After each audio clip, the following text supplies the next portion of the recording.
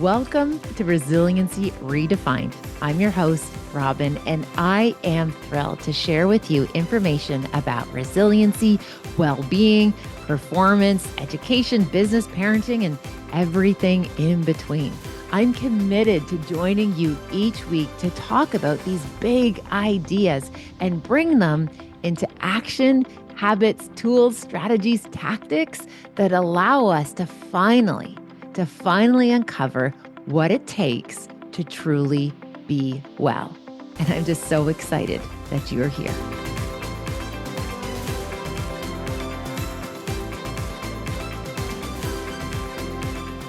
Welcome back to Resiliency Redefined. I'm your host, Robyne, and today I am excited to continuing answer some of the questions that people have asked through. A bunch of these have come in through Instagram. But one of the questions that I really was excited to share today was how can you, with all of the, busyness, with all of the hecticness, with all of the noise, how do you slow down enough to be able to be in the moment? Now, what I really loved about this question is they referenced something that was going around recently on social media about the fact that oh, your kids only have 8 summers, or you only have 10 birthdays to be able to get it right for your children's childhood. And again, I appreciate the spirit of what that idea was about, again, making what matter most, maintaining perspective, which I'm all about. If you're familiar with my work, I'm all about perspective. So yeah, recognizing our days are limited, especially our time with our loved ones are limited. These are very fast seasons. How do we make sure that we are making the most of it?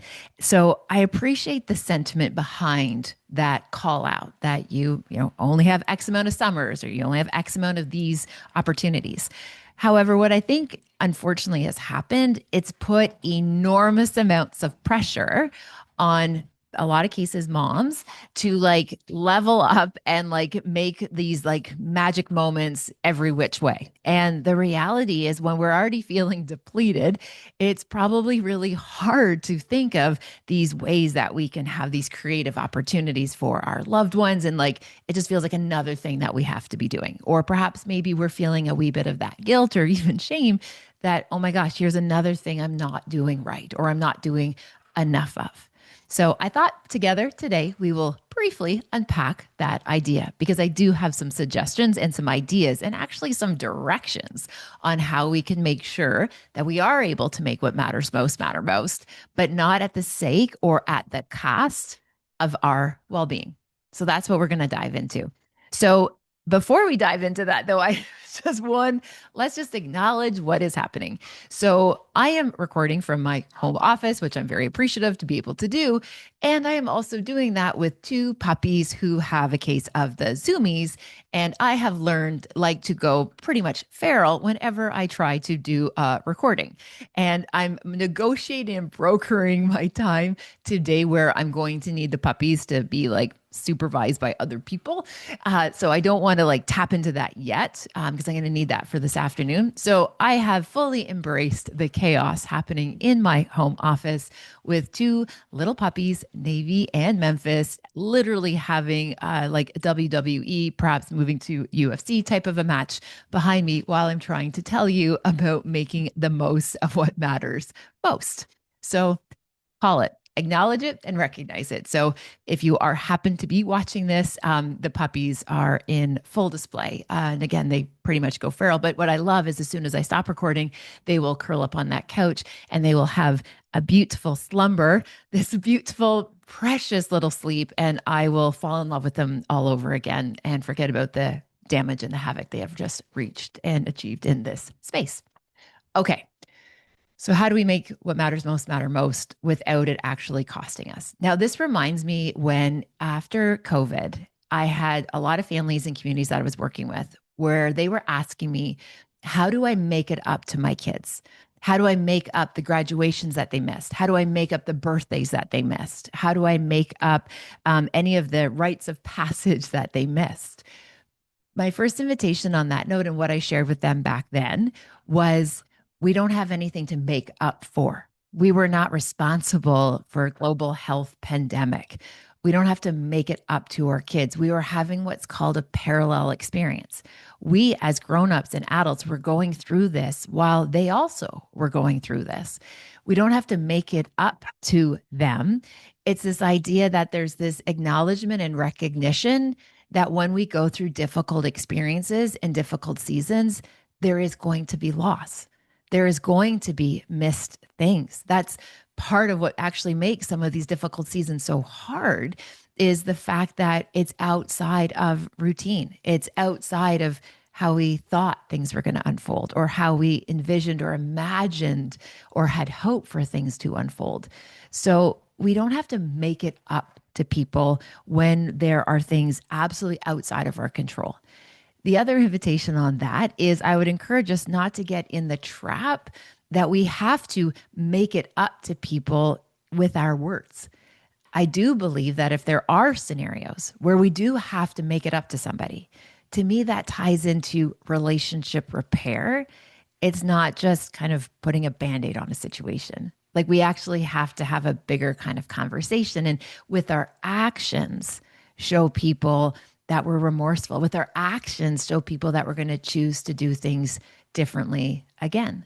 Now, I can share with you one of my hard earned lessons on this front. This was years ago. I remember one morning, we're having a little team huddle at breakfast, and Hunter shared with me that he had a really big high school basketball game after school and that it was really important that I was there. And I'm like, dude, I will not miss this. And I was just remember actually almost basking in the fact that he like still wanted his mama to be there, right? And I remember at the time I was still working at the university, and I walked into campus and even shared with my office mates that I was going to be leaving a wee bit early because I was going to go see Hunter's match, his basketball game after school. And I remember it got time where I needed to get ready to go, and I started to go. And then somebody stopped and said, "Oh, hey, Robyne, I just have a quick question. Hey, Robyne, can you just sign this? Hey, Robyne, can you just do this?" And I ended up getting really distracted by all of this, these asks and these requests. And I ended up being very late for tip off to the point where I made it for the fourth quarter. Okay. You don't need to know a lot about basketball just to know that I literally came at near the end. And I remember when the buzzer finally went off and the game ended, I'd been there only for a couple minutes. Hunter came up into the stands and he said, Mom, I'm so glad you made it. This was a big deal for me. And I'm like, yeah, buddy, I'm here. I made it. And I was actually feeling pretty good about the fact that I was there. And then he looked at me and I noticed his mood kind of changed. And he wasn't doing it in a mean way or a way that was trying to like induce like guilt by any means. But he said to me, he goes, "Hey, Mama, just a quick question. Have you ever been late for work in terms of like a keynote or like a big meeting?" And I looked at him kind of as kind of guard, and I was just like, "No, dude, I can't be late for those things. Those things are really important." Yeah. I said to the kid, those things are really important.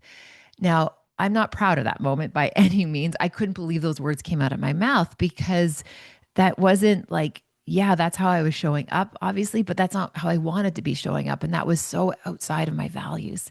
So in that moment after I said that to Hunter, he looked at me and I looked at him, and I was just like, knowing in my heart, it's like, I am screwing this up. And he said to me, "Mom, it's okay.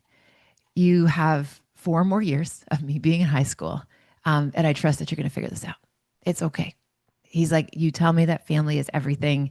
And I know that we're going to do things differently. I believe that. I believe in you, Mom. We can fix this. It's good." And in that moment, he gave me such a generous gift. He probably didn't even realize that he was giving me. He gave me the opportunity to do relationship repair.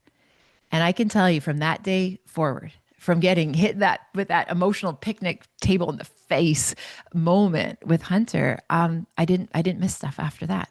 I would walk away from meetings. I would end calls. I would just be like, "No, I got to go. I made a promise to my kid," when I had made that commitment in advance. And I followed through. And reflecting back on his years of high school, I am so proud that I was able to do better. I was able to learn, I was able to do better, and I was able to again show up for the things that matter most and made sure that my actions matched my words. Okay. So speaking about these ideas, and now I actually have a little Memphis who's joined me on my lap for people who are watching this on YouTube. The way to bring this forward is again making sure that we're operating in our values. We say what we say, and we do what we say we're going to do. One of the best ways, for example, we know that you can improve your self esteem, we see this in the literature. The number one way to improve your self esteem. This is shocking to me. It's not about losing 5 pounds. It's not about making more money. It's not about landing this big opportunity. The best way to improve your self esteem is to be a person who does what they say they're going to do. It's the root of building self trust. And when we have this solid foundation of self trust, we start to feel better. We start to know that we are someone that is reliable, somebody that is trustworthy, that we don't betray others, but we also don't betray ourselves. So, okay, back on track, the little things. I love this notion that the little things aren't that little after all.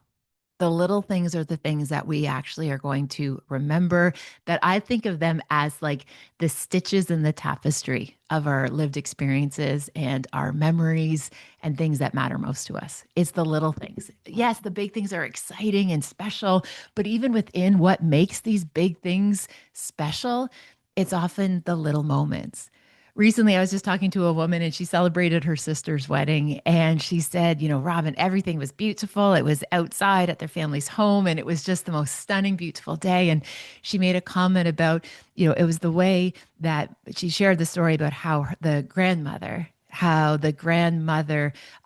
reaction when she saw that the sister was wearing her grandmother's dress. So, of all this moment, all of the preparation, all of that went into this stunning, amazing wedding. She said it was the look of recognition on her grandmother's face when she realized her granddaughter was wearing her dress. Like, it's the little things within the big that are the moments that stand out, the moments that really fill up our hearts and create that through line of these really important experiences. So, how do we make the little things that we know matter most? How do we make them matter most? My first invitation for us is to slow down, to see them, to be present. If our faces are in our phones or our thoughts are in the future, feeling anxious or trapped in the past, feeling depressed and chained, it's going to be really hard to notice the little things. And one of the things that I really marvel about the little things, or those little glimmers, or those little moments of joy, those precious little perils, or those little pearls of goodness, again, is that we have to slow down to be able to see them, to be able to slow down to notice them, that they fall within our attention, that we can see them. So we're going to slow down. The other thing I love to think about is to be on the lookout for them. Be on the lookout for those things. Look for moments of things that, inspire a sense of awe or a sense of joy, or just this recognition or a familiarity, or even just almost like you're playing a game with yourself. Maybe it's magic numbers. I know people that are very, very connected to seeing those magic numbers, those patterns in numbers. And again, there's all this philosophy of what those numbers mean and what they represent. But again, it's just these little practices. That's an inside job. It's an inside job. Now, another kind of interesting idea I like to think about when we think about the little things is that I know personally I'm someone who can be really hurt by the little things, but I also get the deepest joy from the little things, right? I'm somebody who feels those little things pretty significantly. I feel them deep and they can hurt me big time. But then I also know that they're also where I get the brightest joys and the deepest kind of moments of awe. So recognizing there might be a dual truth, right? There might be a dual truth. So for example, here I'll give you an example of the little things on both ways. So if somebody I care about deeply sends me a text message and says, love you, it's like, okay. But when I hear somebody send me or give me a text message that says like, I love you, the I ahead of love you, like to me, that is so significant. So when somebody just says love you and it's like one of my inner circles, like one of my people, I sometimes get a wee bit nervous if it's just like, whoa, like did I do something wrong? Like why, where's the I in the I love you?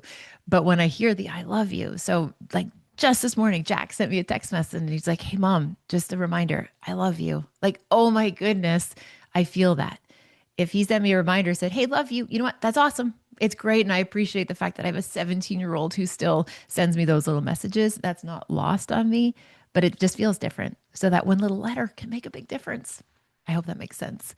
The other idea about the little things is the fact that I also think the little things actually really shape perception and perspective. Okay, so here's an example. Manners. I am such a stickler on manners. I didn't realize I was such a stickler on manners until I actually was kind of out in the world and kind of seeing people doing what they're doing and recognizing that there are a lot of people who have maybe forgotten or have abandoned some of the simple practices around manners. Here's an example. Yesterday I was on a flight home from Atlanta and the woman sitting next to me, like she was going through it. Like she was just clearly having a day and I was trying my best in my space here to share with her like lots of generous assumptions that she was probably not meaning to be that rude or not meaning to be that difficult, right? So not necessarily with me, it was more just the flight crew and everybody else and she was just having an off day. Anyway, and I was literally sitting there trying to give just generous assumptions that you have no idea where she's coming from or where she's going. And not to be judgy, just sit there and just try to be my best. Anyway, so as we were kind of taxing to leave, I noticed she pulled out a pack of gum and it had this plastic wrap around the outside of the gum package.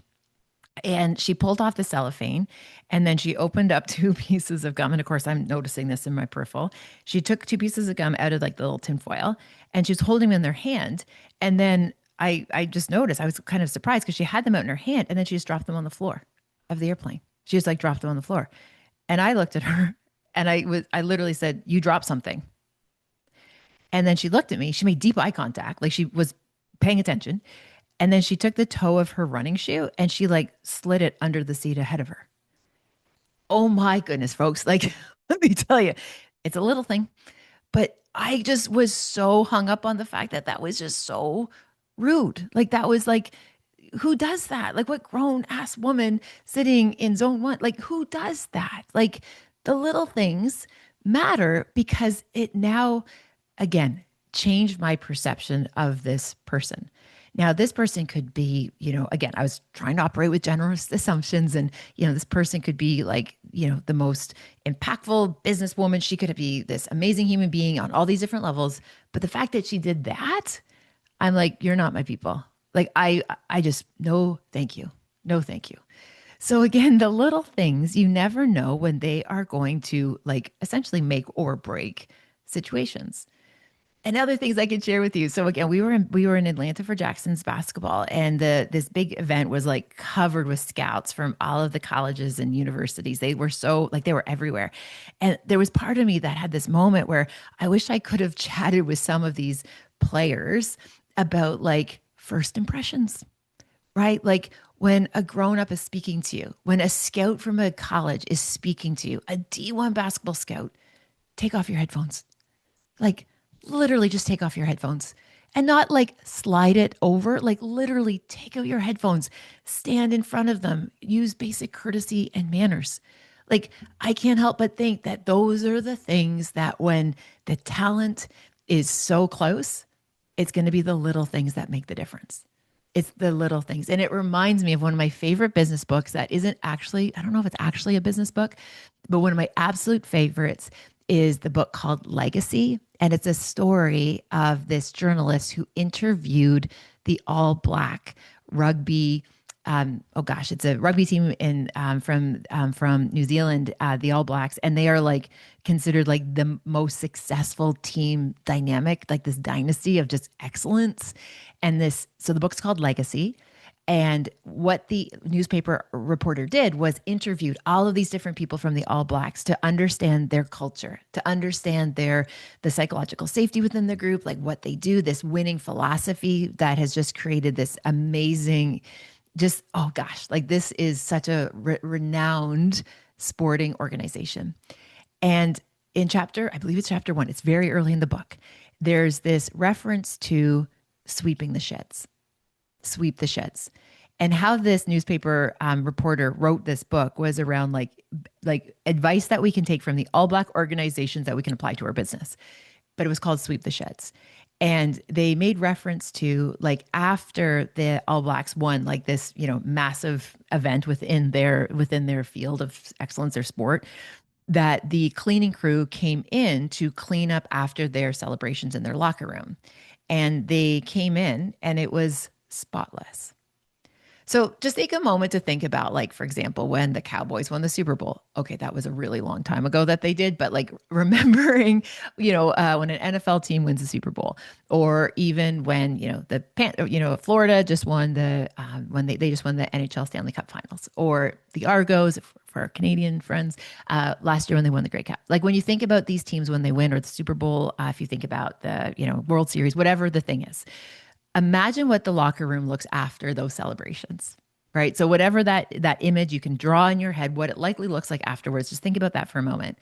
And then imagine going in with a bunch of rugby players, right? And they have this reputation of being these like monsters on the field, but gentlemen off the field. The opposite they actually say about soccer, which I think is fascinating. Anyway, rugby players off the field, their clubhouse was flawless. They cleaned up after themselves. They picked up after themselves. It's the same as like after practices, even. They would sweep the sheds. They would put all the equipment away. They would take care of things because they said, we look after and we have that responsibility, that notion of stewardship, that the little things matter. They respect each other. They respect their teammates. They respect their identity. The little things make a really big difference. All this to be said, to answer the person's question, like, Robyne, how do we like make all these magic moments? I believe it's the little things. It's slowing down to set the intention. And at the end of the day, the question I used to guide my thinking, especially when I was trying to create these moments for my family, is how do I want them to feel? Do I want them to feel this idea of like that, we were connected, and it doesn't have to be perfect. Having a present parent is way better than having a parent who's trying to be perfect. But how does it feel? Can we, if we want to have a memorable moment with someone, can we put them at ease? Can we let them know that, hey, this feels like I'm building a core memory right now because this is so special? Being present, bringing a sense of ease, noticing those glimmers, noticing those moments, and catching those memories. Now, my dear friend, Peter Katz, shared with me a story from one of his other friends. And the mother had this practice that when something special happened, she would just tap her heart twice. And it was as if she was like recording it in her heart center, right? Whenever a great moment happened or an experience happened, she would just tap her heart twice as a way of just bringing her to the present moment to like capture how special this precious moment was. So my invitation as we move forward in our seasons is to slow down enough to be able to capture those moments because they're precious moments. And again, we might not get all of the summers and all of the things done that we might hope for, which is part of how the world unfolds. Some things are outside of our control. But what is within our control is to be present and to be able to appreciate what's happening right in front of us. Because what we appreciate appreciates. What we appreciate will grow, and it very much will become that thread that ties in all of these beautiful memories. So my friends, I hope that helps. I hope that was useful. Please keep asking me your questions, whatever works for you, DM, email, whatever you want to do, because I would love to continue to answer your questions because ultimately, as I've shared before, I want to be useful and I want to be of service. So thank you for asking. Thank you for tuning in today. I look forward to doing this again next time. And you probably can't see this, but those puppies are sound asleep. So thank you for embracing all of it, even the messy parts. Bye for now. Thank you for spending time with this podcast episode today. I hope you found something helpful in Resiliency Redefined. Please feel free to share it with somebody who you might think could benefit. Maybe there was something useful, something in particular that you think you could pay forward. Also, if you have a moment, please feel free to rate and review this podcast wherever you like to listen to your podcast. It means the world to me. And again, thanks for your time. Thank you for your interest. Take good care, and I'll see you next time.